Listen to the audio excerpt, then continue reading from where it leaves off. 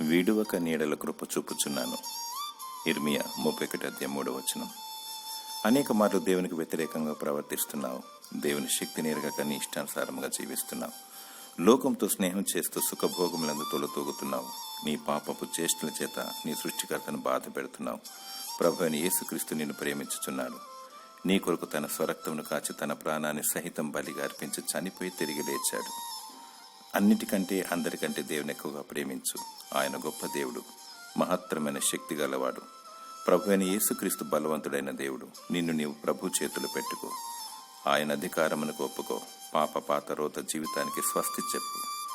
పరలోక రాజ్యమును కోరుకో. ప్రత్యేకింపబడి వధు గుంపులో ఉండుటకు ప్రయాసపడు. నిష్కలంకముగా జీవించు. దేవుడు తన కృప ద్వారా నిన్ను రక్షిస్తాడు. దేవుడు నిన్ను కరుణించి దీవించునుగాక. ఆమేన్.